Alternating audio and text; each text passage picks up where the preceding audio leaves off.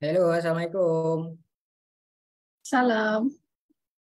So, selamat datang ke Ansara Talk Show episod yang kedua. So, rakan-rakan di Facebook, kita nak minta tolong share, comment and share FB Live ini kepada rakan-rakan anda di luar sana supaya lebih ramai join kita malam ni sebab kita ada tajuk best nak kupas dengan kita punya panel. Right? So, nama saya Hilmi Jaafar, Ansara Batu Pahat, moderator anda untuk malam ni. Alright, so saya bila dapat tajuk ni, saya excited sangat sebab dia ada kena-mengena dengan kehidupan kita. Okay, saya perasan ramai yang terkesan dengan kenaikan kos sara hidup.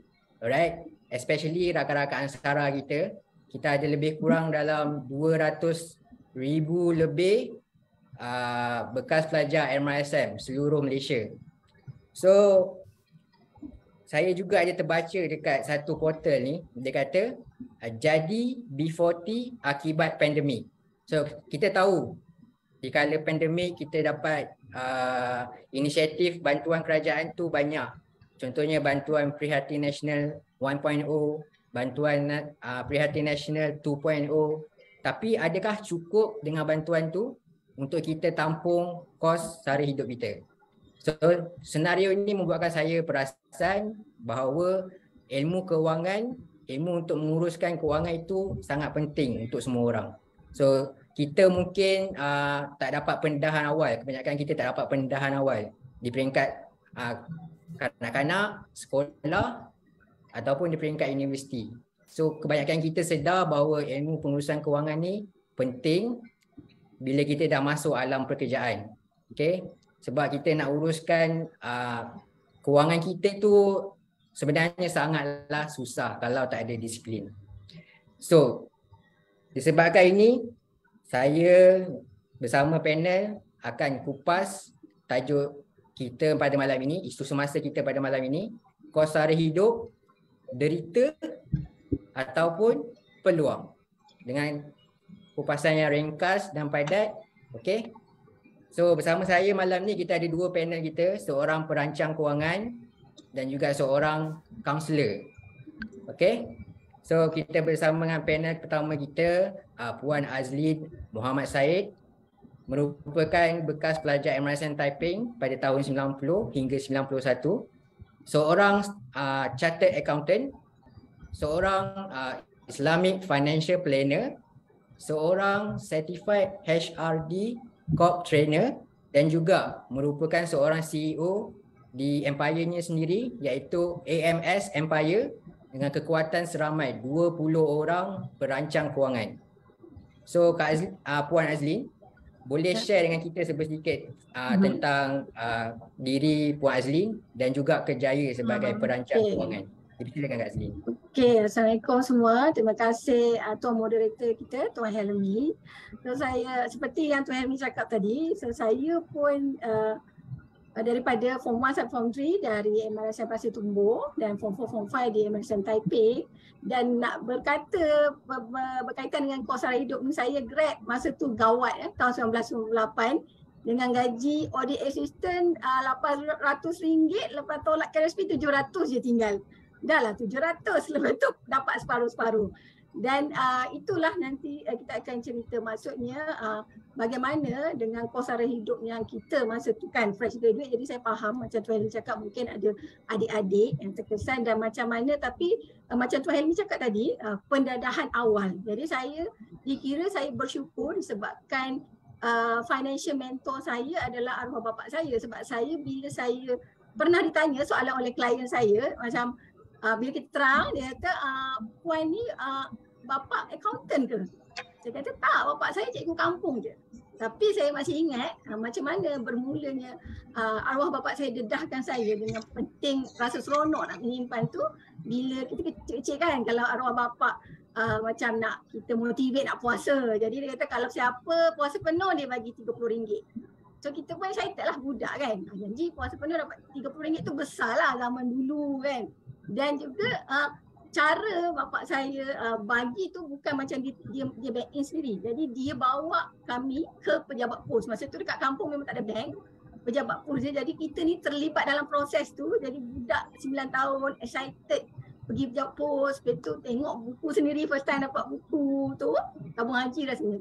And then semenjak dari itu, setiap tahun dia jadi excited untuk grow duit tu. So itulah bermulanya cita-cita memang nak jadi accountant. Maksudnya memang masa MRSM Form 4 tu memang ambil account, nak jadi accountant. So itu yang jadi ahli chartered account, sebagai chartered accountant ahli pada MIA dah lebih 20 tahun. Dia tak payah kira umur. Dan lepas tu saya berhijrah kerjaya sebagai Islamic Financial Planner dan nak masuk lebih 8 tahun lah. Itu sikit sebanyak kenaan diri saya.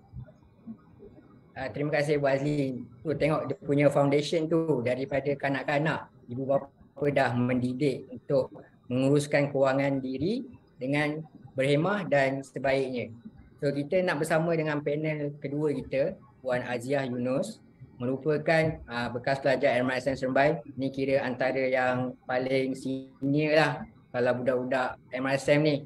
So beliau merupakan graduan Bachelor Science in Dietetics di UKM. Terusnya melanjutkan pelajaran di bidang Master in Education, Guidance and Counselling di UIA. So Puan Aziah juga adalah kaunselor berdaftar, sudah berkahwin dan mempunyai 4 orang anak. Puan Aziah, boleh share sikit diri tentang diri Puan Aziah dan juga kerjaya sebagai kaunselor. Okay. Assalamualaikum. Kita dengar suara saya kan? Okey. Sebenarnya apabila saya dijemput untuk menjadi panel pada tajuk ni, saya terperanjat sikit ya. Sebab selalunya orang tak datang kepada kami kaunselor ni untuk mendapatkan nasihat dari segi pengurusan kewangan. Kami lebih sebagai seorang kaunselor, kami lebih terlibat dalam problem-problem manusia setiap hari. Kita kata normal everyday problem. So macam-macam jenis problem. Yang banyak saya handle adalah problem dari segi managing stress, dari segi relationship. So masalah kewangan ni tidak merupakan core problem klien yang saya jumpa, tapi mungkin merupakan one of the side problem yang mereka ada lah. Okay. Tapi ini memberikan satu kita kata satu peluang untuk saya belajar lebih lanjut lagi tentang financial psychology. Sebab bila saya tanya kenapa jemput saya untuk bercakap untuk jadi panel, jadi Tuan Ilmis ni beritahu saya mungkin saya boleh memberikan sedikit pendekatan dari segi psikologi. Dan memang bila saya lihat kata ada sebenarnya bidang financial psychology ni, di mana dia merupakan satu study, kita kata the study of why we do what we do with our money. So apa yang kita buat dan kenapa kita buat dengan duit kita. Jadi daripada financial psychology didapati bahawa ada 4 lebih kurangnya faktor yang mempengaruhi kita punya cara kita menggunakan duit kita. Jadi kita punya kognitif, pemikiran kita punya sosial, kita punya emotional dan last kali kita punya cultural ya. Jadi biasanya kognitif, sosial, emotional ni orang boleh nampak lah macam mana ia mempengaruhi diri seseorang itu dengan wang tak untuk dia berbelanja duit tu. Tapi macam cultural, apa yang mungkin boleh saya bagi contoh, cultural ni maknanya saya ni memang dilahirkan daripada keluarga miskin. Okay. Arwah bapa merupakan seorang constable polis. Kalau kita tahu constable tu merupakan pangkat yang paling rendah di dalam polis ya. Jadi adik-beradik 7 orang dan saya anak yang ke-7. So anak yang ke-7 dan alhamdulillah abang-abang, kakak-kakak juga bagus dalam pelajaran. Jadi bila saya membesar, arwah abah saya terpaksa membelanjakan banyak duit untuk pendidikan kakak-kakak dan abang-abang. So saya ni dapat scraps, dia kata. Duit belanja pun sangat sedikit. Bila nak beli barang pun terpaksa berfikir panjang kan. Jadi dah terbiasa dengan limited money, duit yang sedikit dan menggunakan berapa yang ada di tangan tu. Sehingga saya masuk universiti pun, maknanya bila masuk universiti tu, hari pendaftaran tu selepas membayar semua yuran, arwah ayah tinggalkan saya duit RM750 waktu tu. dan RM750 itulah yang saya gunakan untuk perbelanjaan sepanjang satu semester. So boleh lihat dia separuh daripada itu terpaksa digunakan untuk membeli buku, untuk stationeries, untuk perbelanjaan yang lain, dan hanya separuh lagi yang boleh digunakan untuk makan dan minum. Dan pada 2 bulan yang terakhir sebelum saya habis first semester, saya dah nampak duit dah tinggal sikit dan saya berbelanja hanya RM2 setiap hari untuk makan. Jadi memang telah disebabkan oleh keadaan kehidupan, saya telah diajar untuk menguruskan wang dengan baik. Dan itu yang diteruskan sehingga sekarang. So itu yang kita kata, how you were brought out, kata-kata cultural, cognitive, social, emotion will affect cara you menggunakan wang. So nanti mungkin kita akan sambung lebih banyak lagi tentang this financial psychology di dalam talk ni nanti. Okay. Alright, terima kasih Puan Azia. So kita hari ini tahu bahawa banyak benda yang mempengaruhi kita untuk menguruskan kewangan kita sekarang ni. Ada 4, cognitive, social, cultural. Okay, so tanpa membuang masa lagi, kita nak masuk kita punya topik kita hari ini, iaitu kos sara hidup, derita ataupun peluang. So saya nak tanya soalan pertama kepada Puan Azlin. So apakah sebenarnya faktor-faktor yang menyumbang kepada kenaikan kos sara hidup ni? Dipersilakan Puan Azlin.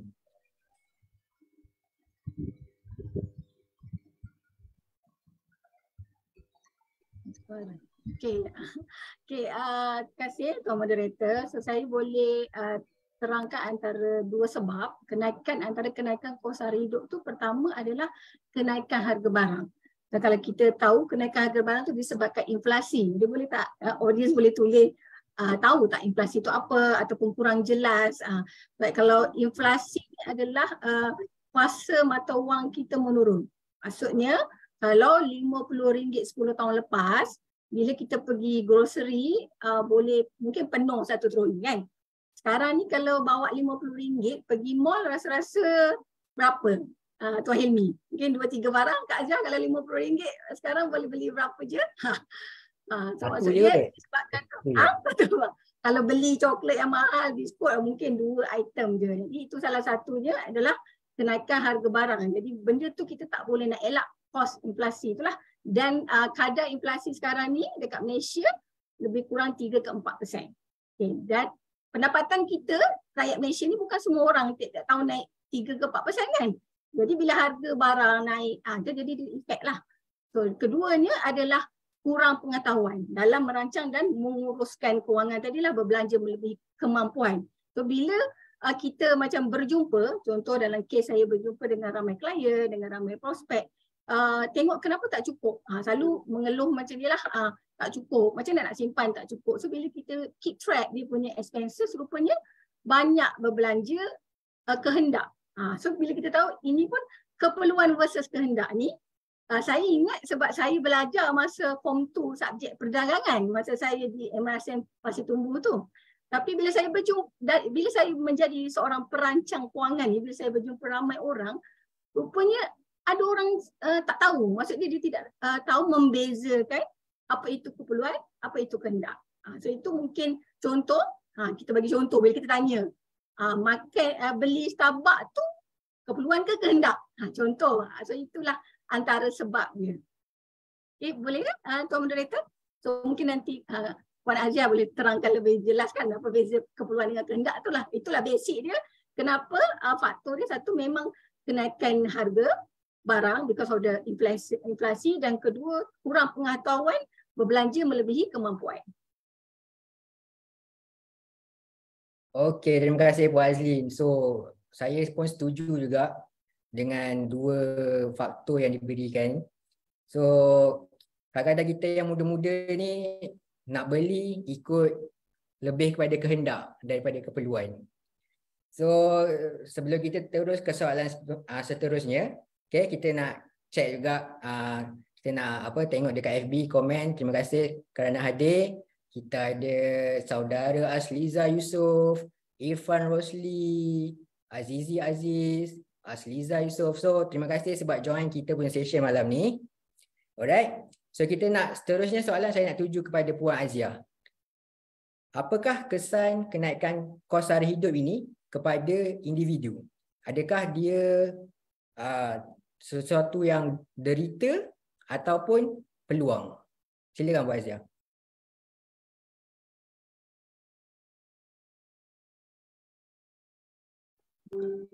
Okey. Okey, macam saya beritahu sebelum ni bahawa saya banyak berjumpa orang yang bermasalah ya. Kalau bertanya tentang derita dan peluang, mana derita itulah orang yang bermasalah yang datang berjumpa dengan saya. Yang dapat peluang tu, yang berjaya mengatasi dia punya kemelut kewangan dia jangan jumpa dengan saya. Okay, so orang yang macam tu memang kita akan lihat cerita-cerita mereka banyak melalui media, social media ataupun media massa lah yang kita perhatikan. Dan saya rasa Puan Azlin lebih banyak melihat dan mengenali orang-orang yang sebegini. Jadi saya akan cerita tentang ni yang banyak derita. Pengalaman saya berurusan dengan klien yang mempunyai masalah kewangan yang paling besar adalah apabila saya bertemu dengan seorang ibu tunggal, mempunyai beberapa orang anak. Sebahagiannya masih lagi bersekolah dan yang kecilnya masih lagi di bawah penjagaan ibunya. Okay, dan ibu tunggal ni dirujuk kepada saya kerana mempunyai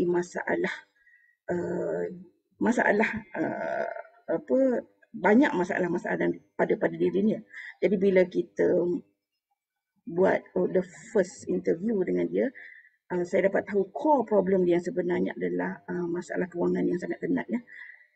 Jadi dia adalah seorang ibu tunggal yang ditinggalkan oleh suami dengan bebanan hutang yang banyak.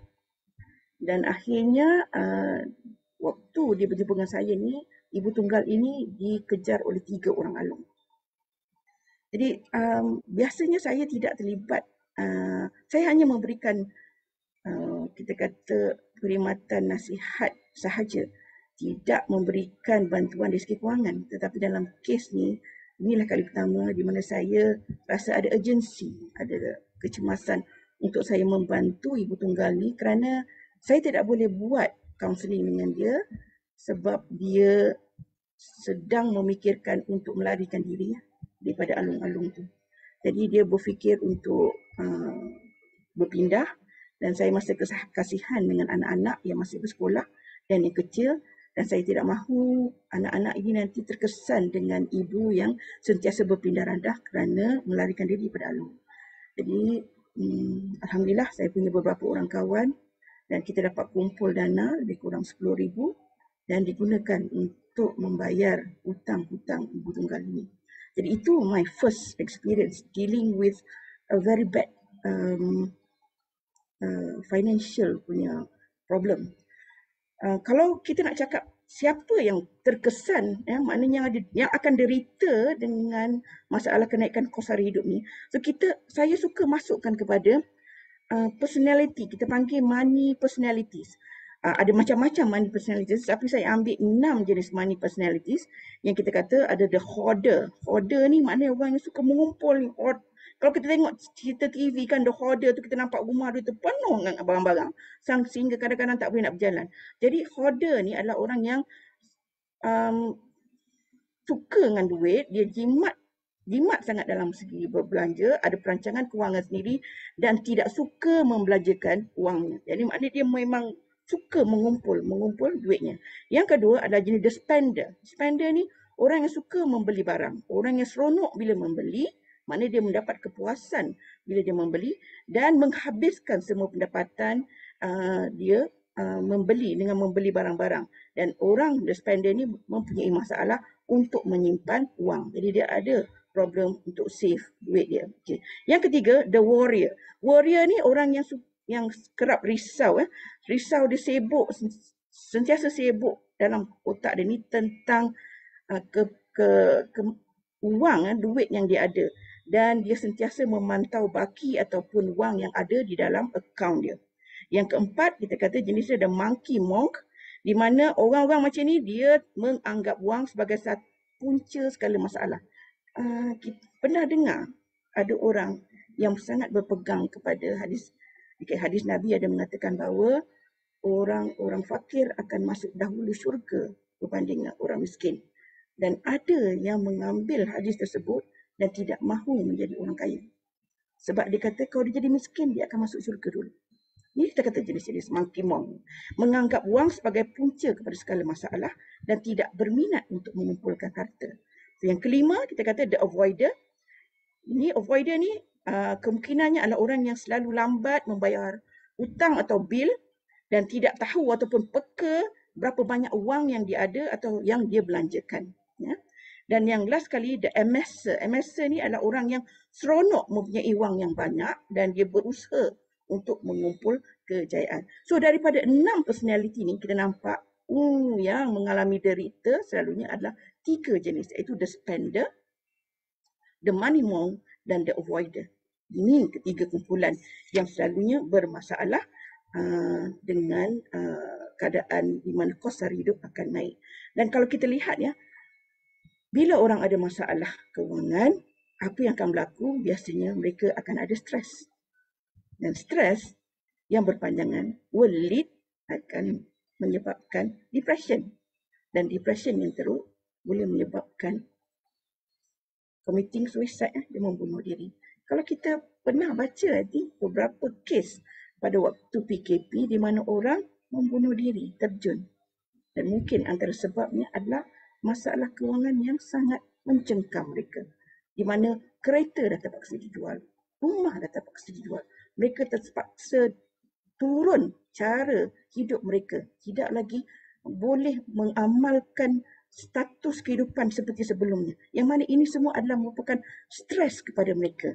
Dan kalau kita lihat yang sebenarnya stres, walaupun sedikit, stres ni kalau kita lihat di hospital, kajian menunjukkan 90% daripada penyakit-penyakit ataupun pesakit di hospital tu ada kaitannya, penyakitnya ada kaitannya dengan stres. Stress related. So itu yang kita kena jaga kat situ ya. Pengurusan kewangan, kita tak mahu sehingga dia menyebabkan kita menjadi stres dan kemudian dia akan menyebabkan kita masalah BP yang tinggi, pening kepala sentiasa, masalah sakit jantung. So itu semua penyakit-penyakit yang disebabkan oleh stres daripada puncanya di mana pengurusan kewangan yang tidak betul. So rasanya Puan Nazrin boleh cakap pula tentang peluang daripada kos sara hidup yang tinggi.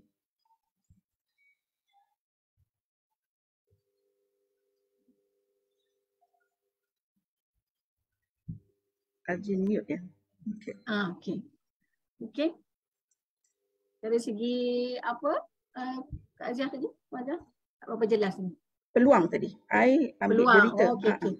So sebelum saya nak cakap pasal peluang tu, saya ada nampak komen kita kehendak tu untuk healing kan. So ini pun kadang-kadang ramai orang salah faham macam menyimpan tu macam tak boleh nak berbelanja. Bukan. So that's why bila kita ajar sistem yang betul, kita bukanlah tak boleh nak healing kehendak tu, tapi kita jangan lebih 10%. Dan saya selalu panggil kita kena ada tabung poya-poya tu kena ada. Maksudnya pelejar tu kena ada tapi tidaklah lebih daripada 10% daripada income. Okay. Dan peluang tu bila ada lagi satu, terima kasih Puan Azia, bila Puan Azia share personality tadi tu, semalam Puan Azia dah share, bila saya tengok, baru saya tengoklah saya ni jenis yang mana. Jadi kita nak ajar orang, baguslah ilmu baru. Jadi saya tengok saya kategori yang MSer tu. Maksudnya memang suka tengok duit dua anak-anak ni, tapi tak adalah tak spend. Maksudnya dalam financial planning, Islamic financial planning pun, kita bukan hanya mengumpul harta, sebenarnya kita kena juga menyucikan harta. Disebabkan dalam harta kita ni ada hak orang lain. Sebab itulah kita, bila simpanan kita melebihi atau cukup haul, cukup nisab, kita kena bayar zakat. So, jadi mentaliti orang yang kata orang miskin je yang masuk syurga, sebenarnya orang yang lagi memberi, orang yang lagi kaya yang boleh memberi zakat banyak di Malaysia ni ramai orang. Lembaga Zakat Selangor ada bagi tahu saya bila hujung tahun tu memang ramai usahawan Islam yang berjuta-juta memberi zakat. So itu kita syukur alhamdulillah. Dan itulah salah satu peluang yang saya nampak because of the kenaikan kos sara hidup ni. Semakin orang aware, mungkin kategori yang tadi tu spender, money monk tu dia akan blame je lah, dia akan menyalahkan kenaikan kos sara hidup tak cukup, kenapa jadi macam ni. So the other party dia akan mengambilnya sebagai peluang sebab kita tak boleh nak komplain kos semakin naik.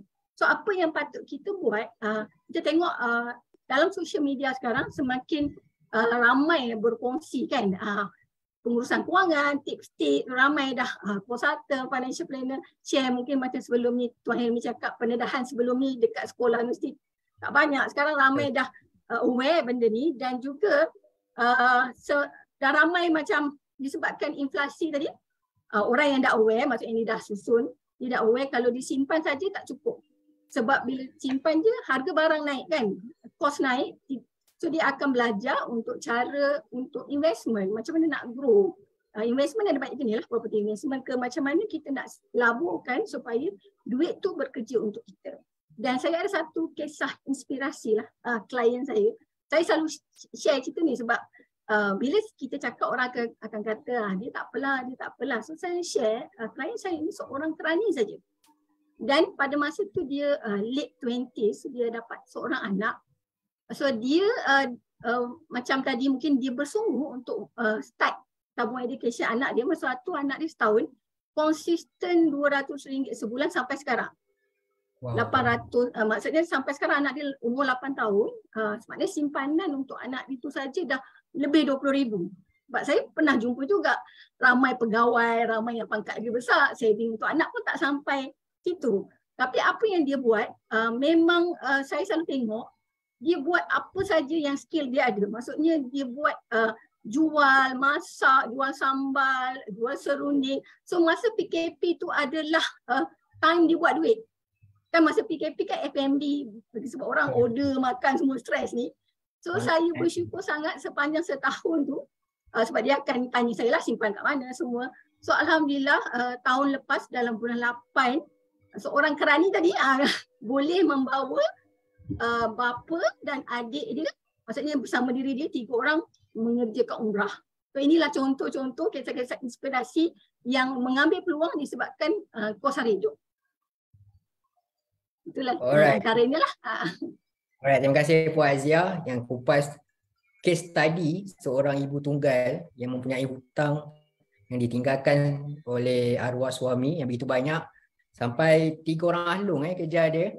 Okay. So Puan Azia juga share dengan kita 6 personality duit tu. Okay. So saya rasa saya ada 2. The spender dengan the avoider. Aduh. Saya kena perbaiki diri saya lah ni. So derita oleh Puan Azia tadi yang dikatakan oleh Puan Azia tadi memang rasanya ramai lagi yang kat luar sana yang berhadapan dengan financial issue. So memang ilmu kewangan ni memang, ilmu pengurusan kewangan ni memang penting. Dan juga tadi Puan Azlin telah share dengan kita peluang-peluang yang boleh kita lakukan untuk mengatasi kos sara hidup ni. Contohnya investment ataupun buat apa saja saya rasa yang boleh mendatangkan income. So kita boleh buat kita punya simpanan dan juga kita boleh uruskan kewangan kita dengan lebih baik. So saya nak teruskan lagi soalan seterusnya. Saya nak tuju pada Puan Azlin. Okay. Tadi kita dah share pasal peluang. So saya nak tahu 3 cara atau tips kita untuk mengatasi kenaikan kos sara hidup ini. Silakan Puan Azlin.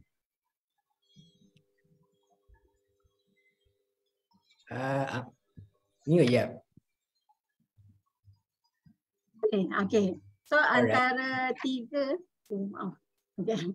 antara 3 tips lah yang simple yang saya boleh share lah.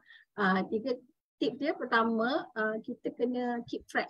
Maksudnya kita kena keep track kita punya belanja. So keep track ni dia ikut macam mana yang kita selesa. So macam disebabkan masalah ramai orang tak reti juga nak buat bajet ataupun keep track. So kita dia macam baik kita keluarkan satu buku guna saving untuk keep track. Sebab setengah orang di old school. Jadi bila kita keep track belanja sebulan tu, kita tengok trend kita, habit kita banyak belanja ke mana. Dan ada juga apps. Kalau generasi muda dia dah suka guna apps kan. Kalau saya dulu accountant memang suka guna Excel lah. Memang saya buat bajet dulu masa kerja saya guna Excel. So bila kita dah keep track tu, kita boleh tengok apa yang kita boleh reduce. Maknanya tadi itulah berbelanja keperluan ke kehendak. Maknanya kita dah analyse, okay, so maksudnya kita kena kurangkan belanja kat sini. Tapi ada setengah tu kita dah keep track, kita dah kurang pun tak boleh juga kurangkan belanja. Jadi apa langkah yang kita patut buat? Kita kena tambah income lah, sama ada tambah pendapatan and then ataupun kita improve kita punya skill untuk dapat kerja yang lagi bagus. So itu antara 3 tips lah untuk cara untuk mengatasi kenaikan kos sara hidup.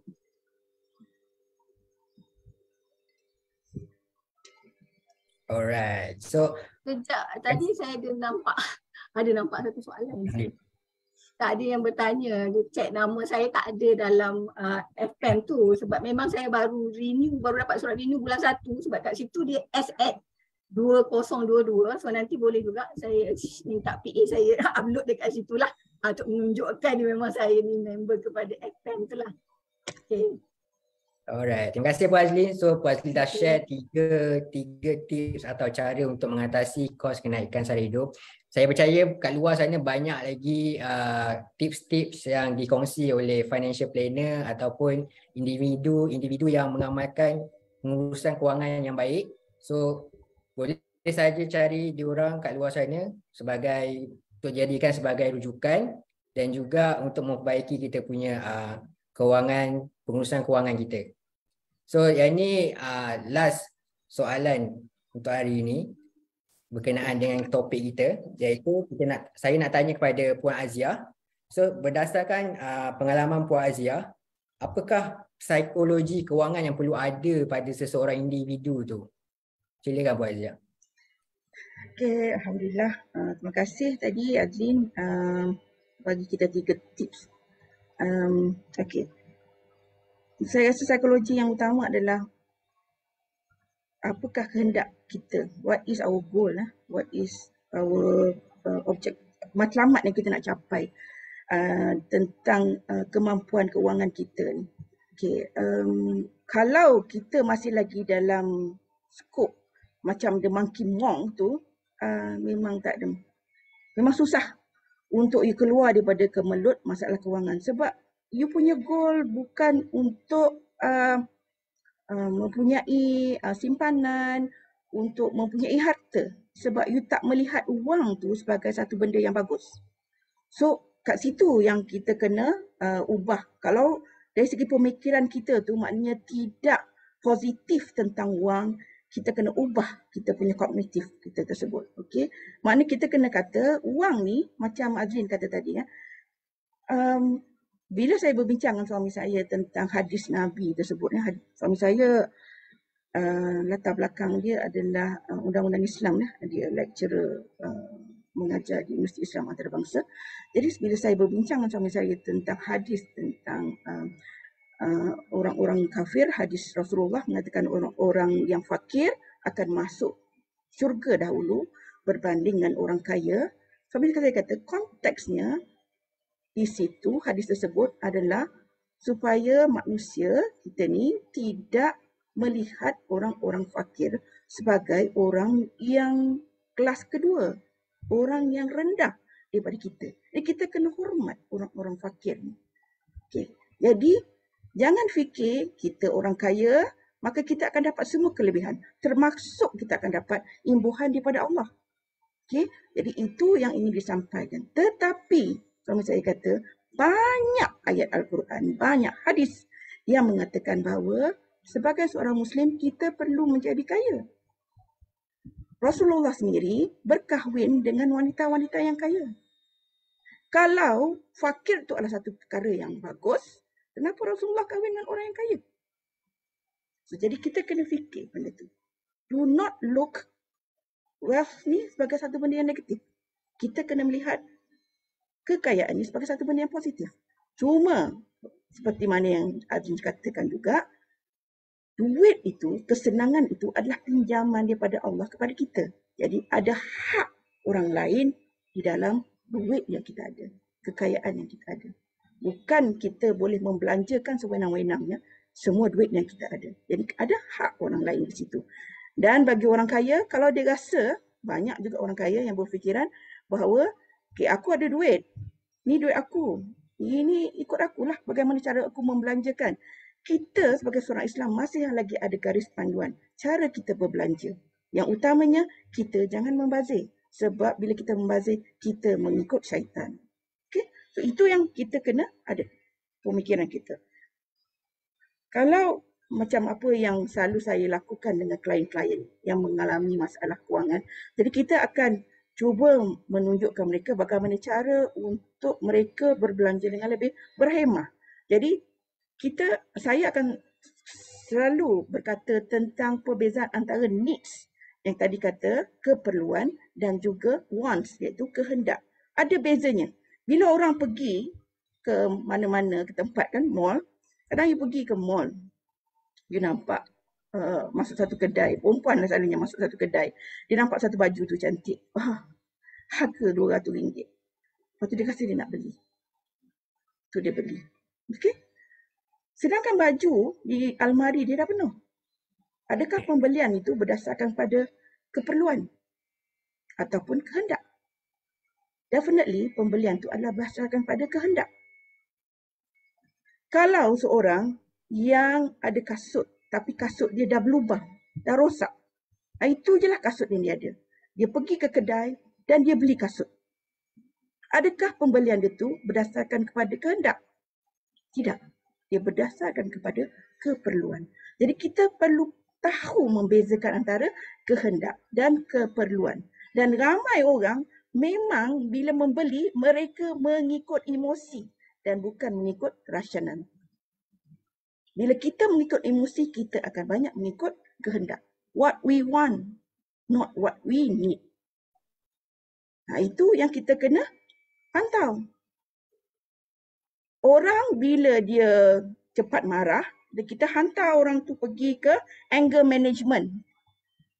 Kursus bagaimana untuk mengawal kemarahan. Tapi orang yang kuat berbelanja ni, ada ke tempat untuk dia belajar bagaimana cara nak mengawal nafsu dia untuk berbelanja? Tak ada. Tapi kita kena belajar. So itu yang kena ada kat situ. Antara cara yang kita boleh lakukan, saya ajarkan pada klien selain pada kita nak dia faham tentang needs versus want ataupun kehendak dan keperluan adalah bila kita nak membeli, banyak orang yang ada masalah ni, dia memberi mengikut emosi, jadi dia banyak menggunakan impulsive behavior kat situ. Bila kita nak membeli dan barang tu memang bukan merupakan keperluan, dia adalah satu kehendak yang mahal, please sit on that intention for a few days. Mana kalau kita pergi kedai, nampak beg tangan cantik. Ya Allah Tuhanku, beg tangan ni cantiknya. Tapi beg tangan kita dah berlambak dah dekat dalam rumah tu. Suai ni dengan baju pink I yang baru beli tadi. Kan? So, you nak beli. Tapi harga dia RM300-400. Mahal. Berapa persen daripada gaji you setiap bulan tu? So, sit on the intention. Jadi jangan beli pada waktu tersebut. Balik dulu rumah. Tunggu dulu. Fikir dulu. Dan bila kita berikan masa kepada diri kita, selalunya kita tak jadi nak beli.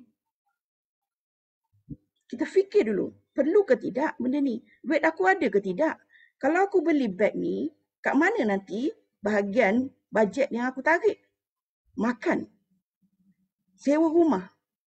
Itu yang kadang-kadang orang membeli belah.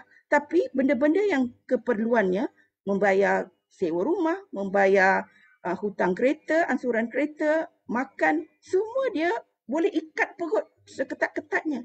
Sebab dia nak beli barang yang dia kehendaki. Dia kena pilih benda-benda tu di situ. So, impulsive buying. Sit on your intention for a few days. Then think about it. Okay? Dan ada kajian, kita kata saya nak masukkan tentang satu kajian. Sangat menarik kajian ni. Kajian dia panggil The Marshmallow Effect. The Marshmallow Effect. Saya rasa ada orang pernah melihat satu video tentang kajian yang hampir serupa dengan Marshmallow Effect ni. So Marshmallow Effect ni satu kajian dilakukan pada tahun 1960-an dulu ya. yang dibuat oleh namanya Michael Marshmallow Effect. Okay. Ada orang putih lah. Mana saya letak nama dia ni. Okay. Okay. So dia buat kajian dia tentang delayed gratification. Kita kata kepuasan yang tertunda. So kajian dibuat pada pelajar budak-budak berumur 4 dan 5 tahun. So ini ada a long term study, lebih kurang 40 tahun study ni. So a long term study. So dia buat kajian pada pelajar budak-budak berumur 4 dan 5 tahun. Dan budak-budak ni dibawa kepada satu bilik yang khas. Okay, setiap budak ni dibawa pada satu bilik yang khas, berasingan antara satu sama lain, dan eksperimenter akan pergi menerangkan pada budak-budak ni. Dia kata ada satu biji marshmallow yang diletakkan di atas satu piring dan diletakkan di hadapan anak-anak ni. Jadi dia kata, I will go out of this room. Saya akan keluar daripada bilik ini dalam masa 15 minit. Dan jika awak, anak-anak ni boleh bersabar dan tidak makan that marshmallow yang seketul tu, maka nanti awak akan dapat 2 marshmallow. Maknanya dia akan gandakan. Bila dia dah balik tu, kalau budak tu tak makan, dia akan dapat bonus, dia akan dapat satu lagi marshmallow untuk dia makan. Jadi researcher ni keluar daripada bilik dan melihat apa tindakan ataupun respon anak-anak ni. Macam-macam lah budak-budak kan. Ada budak yang memang tak tahan. Okay, dia nampak je marshmallow. Kita tak biasa dengan marshmallow ni. Sebab itu benda yang orang barat suka makan. Okay? Tapi kalau kat sana dia suka marshmallow ni. Jadi bila dia tengok marshmallow tu, ada budak dah tak boleh dah nak tahan dia punya sabar dia. Dia ambil terus masuk mulut terus makan. Ada budak yang dia tengok mula-mula. Okay, dia boleh tengok, tahan. Lepas tu lepas 5 minit, dah tak tahan dah aku ni. Dia kata, dia dah mula bangun, kulu kilir, tak tahan. Lepas tu last ngap juga masuk dalam mulut dia kan. Hanya beberapa orang yang dapat sabar sehingga habis waktu 15 minit tersebut. Dan memang, budak yang dapat sabar tu diberikanlah bonus. Satu lagi marshmallow untuk dia makan. Bukan itu yang mereka ingin lihat. Mereka melihat kita kata development budak-budak ni selama beberapa tahun. Dan didapati, long term studies ni mendapati bahawa dia kata budak-budak yang berjaya untuk menahan keinginan mereka untuk makan marshmallow ni, dia kata menunjukkan positive outcome yang berbagai. Kat sini dia kata they have a greater academic competency, maknanya dari segi pencapaian akademik mereka lebih bagus. They have a healthier weight. They have effective coping with stress and frustration. They have they have better social responsibilities. Dan they also have positive relations with peers. Dan budak-budak ni selepas beberapa tahun dilihat mereka ni adalah orang yang lebih berdisiplin dan punya kontrol diri yang lebih kuat. Okay. So, kajian ini memang menunjukkan bahawa if you can have better self-control, you can be a successful person in the future. So, untuk orang-orang yang merasa ada problem untuk kontrol keinginan dia untuk membeli ni, okay, saya boleh bagi contoh pada anak saya sendiri. Anak saya merupakan seorang yang baru didiagnose mempunyai ADHD dewasa. Dan saya tak perasan sebenarnya mungkin daripada kecil dia ada. So antara simptom atau antara karakter ADHD pada anak saya ni adalah dia ada masalah dari segi pengawalan emosi. So kalau dia sedih, dia akan sedih sangat. Kalau dia gembira, dia akan gembira sangat. Okay? Dan juga impulsivity behavior. Maknanya dia banyak membuat benda-benda mengikut impulsif, spontan, tak berfikir panjang. Jadi bila masa kecil ni anak saya yang ada ADHD ni anak saya yang kedua. Jadi waktu kecil tu bila ayah dia balik, selalunya balik daripada kerja lewat, nanti dia akan kata ke abah dia, abah nak beli. So dia terkenal dengan nama Izzat, nama dia Izzat binti Zaid. Izzat beli. Kakak dia Anis, adik dia Amar. Izzat beli sebab perkataan utama dia nak beli. Bila pergi ke kedai memang gedik-gedik nak beli banyak barang. Okay. Apa yang berlaku? Suami mendapati banyak duit dia habis pergi ke kedai untuk membeli barang-barang yang diinginkan oleh Izzat, Anis dan juga Ahmad. Tapi paling banyak Izzat lah. Jadi suami kami, macam mana cara nak kontrol Izzat ni perbelanjaannya? Jadi kami perkenalkan sistem weekly allowance, di mana kami memberikan duit kepada anak kami RM10 setiap minggu, dan kami kata kepada mereka, okey, ada duit ni duit Izzat, ni duit Anis, ni duit Ahmad. Boleh beli apa saja nak beli. Tapi dalam lingkungan RM10 yang ada. Kita takkan halang untuk beli apa-apa. Jadi bila kita perkenalkan sistem tersebut, anak mula pandai untuk membandingkan harga. Izzat mula pandai membandingkan harga. Kalau dulu selalu pergi ke 7-Eleven, kemudian dia akan tengok kedai-kedai mamak kat sebelah, kedai-kedai India kat sebelah. Dia kata, bah, kedai sebelah jual murah lagi, bah. Kau nak beli kat luar, kat sebelah lah, bah. Tak nak beli kat 7E. Kemudian, bila dia nak beli, dia tahu, wah, Izzat nak beli toys yang mahal sikit lah, bah. Tu abah dia kata, boleh. Kumpul lah duit. Kena kumpul duit. Okey lah. Jadi seminggu tu dia tak beli barang. Sebab dia nak kumpul duit untuk beli barang yang lebih besar. Tapi macam mana yang saya katakan, kadang-kadang kita ada keinginan untuk membeli hanya pada waktu tersebut. Bila dah ditangguh kepada waktu yang lain, bulan depan, dah tak ada dah keinginan tu. Jadi, anak-anak mula pandai untuk menyimpan duit. Sebab setiap balance daripada duit yang diberikan tu, kita akan masuk ke tabung haji dan kita akan tunjukkan pada dia jumlah duit yang makin bertambah di dalam tabung haji. Dan alhamdulillah, anak saya yang mempunyai masalah dari segi impulsive behavior kurang masalah dari segi financial control diri dia. Sebab apa yang kami terapkan daripada kecil tentang pengurusan dan pengawalan berbelanja pada mereka. So benda ni kita kata, jangan kata aku dah tua dah, aku dah besar dah, memang dah macam ni perangai, tak boleh nak ubah. No. If you want to do it, you can do it. Betul. Anybody can do it. But bergantung kepada apa yang kita nak. Apa objektif yang kita nak capai dalam diri kita, dalam hidup kita. So itu dia. Okay. Alright, thank you Puan Azia.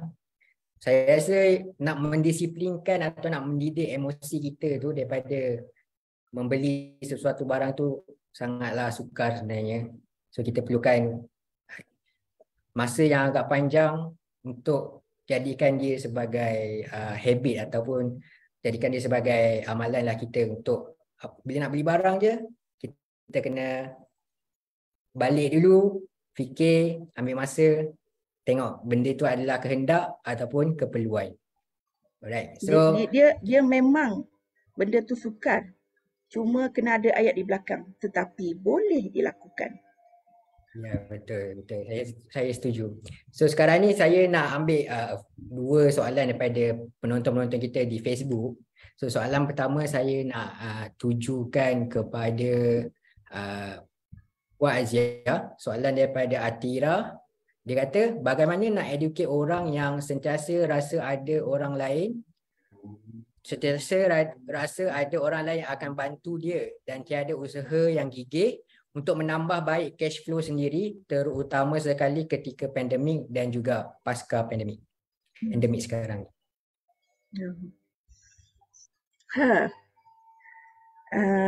Ini satu perkara yang sedang saya lakukan sekarang ni. Okay. Ada kalanya kita memang akan kesian dengan orang yang ada masalah. Selalunya kalau orang datang, dia ada masalah, kewangan, apa semua. Kita memang akan cuba untuk membantu sedaya upaya orang tersebut. Sebab memang Allah pun menggalakkan kita sebagai seorang Islam, sebagai Muslim, untuk kita membantu orang. Okay. Tapi dia ada juga kita katakan, bila kita berempati tu, ada kita katakan terms toxic empathy. Toxic empathy meaning bantuan kita itu bukan menjadikan orang itu lebih baik, tetapi menjadikan orang itu lebih teruk daripada keadaan asalnya. Jadi kita kena tahu apa yang kita lakukan. Kalau benda yang kita lakukan memberikan bantuan setiap kali dia ada masalah, kita telah melakukan toxic empathy. Kita tidak membina potensi diri dia yang ada. Kita membantu menyokong kelemahan diri dia yang ada dengan sentiasa memberi bantuan apabila dia memerlukan. So ada waktunya kita kena keras hati. Dan kita kena memberikan dia peluang untuk belajar bagaimana cara dia keluar daripada kemelut masalah kewangan dia sendiri. Dia tidak boleh sentiasa bergantung kepada orang lain. Betul, setuju. Okey, suami saya tanya juga, ada hadis ya? Ini tentang tanggungjawab seorang, tanggungjawab ibu bapa ya.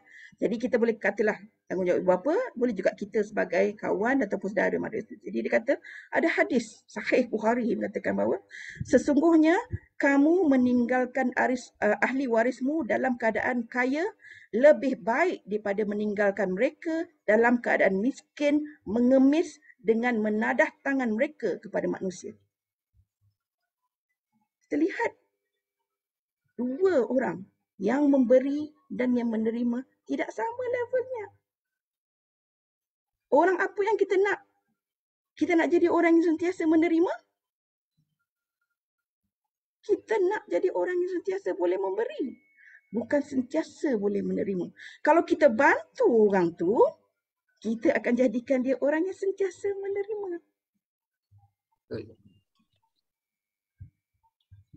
So saya harap boleh dapat apa yang ingin saya sampaikan di sini. Alright, saya rasa itu memberi lebih baik daripada menerima. Betul tak Puan Azia? Yep. Okay, so kita nak ambil soalan yang kedua daripada penonton kita dekat Facebook. Soalan daripada Azizi Aziz. Soalan dia, oleh kerana saya nak tujukan soalan ni kepada Puan Azlin. So soalan dia adalah, oleh kerana kos sara hidup di kawasan bandar melonjak naik, adakah satu advantage sekiranya seseorang itu memilih untuk berkerjaya di luar bandar? Silakan Puan Azlin. Unmute. Okey, terima kasih. Soalan tu, sekiranya pekerjaan kita tu boleh, maksudnya tak semua pekerjaan ada di luar bandar kan. So kalau kita punya pekerjaan tu, kita ada peluang kerja kita boleh kerja di mana-mana ke. So dia, dan kita pun selesa nak duduk di luar bandar kan. Kadang-kadang tu kita selesa, family kita tak selesa. Jadi kalau pekerjaan ada semua selesa, memang lagi lebih baik lah, lagi mengurangkan kos kita hidup di luar bandar. Tetapi sekiranya kita berbalik juga, kalau kita tak pandai menguruskan wang, lebihan yang selama ni mungkin duduk dekat KL mungkin kita cukup-cukupkan. Sepatutnya bila kita berpindah ke luar bandar yang kos dia lebih turun, patutnya kita ada lebihan. Contoh lebihan RM500 atau RM1,000 sebulan. So kemanakah wang lebihan tu disalurkan? So dia berbalik kepada kena ada ilmu juga macam mana nak merancang dan menguruskannya. Menjawab ke soalan tu? Terima kasih Puan Azlin. Saya rasa menjawab sebab kita boleh guna duit lebihan tu untuk investment ke atau simpanan ke. Atau kita boleh bersara awal ke. Banyak lagi soalan dekat Facebook. So saya nak minta nanti panel kita Puan Azlin dan Puan Azia untuk menjawab soalan-soalan di ruangan komen di Facebook Ansara Malaysia. Alright, so masa agak menceburui kita pada malam ni. Okay. So saya nak last question. Pendek je, saya nak pendek je. So apakah kenangan manis Puan Azlin dan Puan Aziah di masa MRSM? Saya dulu ke? Saya fikir jugalah apalah kenangan kan. So kalau di MRSM typing, siapa kat sini yang typing, kalau typing hadir sila pilih hadir. So antara lah saya fikir antara kenangan lah sebab typing ni makanan sedap-sedap lah. So kita makan dah lah 6 kali sehari kan. Sebab memang time siapa tu boleh ingat lah masa prep tu berlari-lari, jalan laju nak tambah cepat kan. Tak payah queue dan kalau sampai sekarang pun kalau dibincangkan, diborakkan apa nasi menu mungkin tak dapat MRSM lain ke apa, nasi goreng yang saya ingat lah nasi goreng Cina yang dengan telur separmasak je, telur goyang tu. So itu saya rasa macam bila menu tu memang excited lah nak turun pergi breakfast awal lah. Itulah antara dia lah kenangan manis lah. Puan Azia pula. Sebab saya ni student biasa-biasa je. Jadi macam adalah yang wow sangat, biasa je. Okey, saya rasa alhamdulillah saya diterima untuk masuk MRSM, dan bila diterima masuk MRSM tu, bagi saya MRSM tu memang macam surga lah. Kalau dari segi makan, okey, dari segi pembelajaran, makna kat rumah tu memang kita tak cukup sangatlah makan. Tapi bila di MRSM kita diberi 6 kali sehari makan dan macam-macam lauk. Kalau dulu kat rumah ayam hanya kita jumpa waktu hari raya, MRSM kita banyak kali jumpa ayam kan.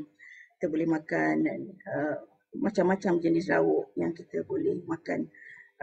Kelas kita beruntung dapat guru-guru yang baik, yang bagus, mengajar, yang menerima kita dengan baik, yang tulus untuk mengajar kita, dan itu kenangan-kenangan yang manis lah. Tapi saya rasa ada satu kenangan yang tak mudah saya lupa adalah tentang cabaran. Satu cabaran besar yang saya hadapi waktu saya di tingkatan 2, di mana penghujung tahun tu saya agak lalai sikit belajar dan saya dapat kedudukan akhir dalam kelas yang menyebabkan saya diturunkan kelas, demoted, turunkan kelas. So itu satu cabaran pada saya. Tapi alhamdulillah saya nampak daripada peristiwa tersebut, saya ni jenis orang yang menyahut cabaran. So cabaran itu adalah satu peluang pada saya untuk menjadi pelajar yang lebih baik lagi.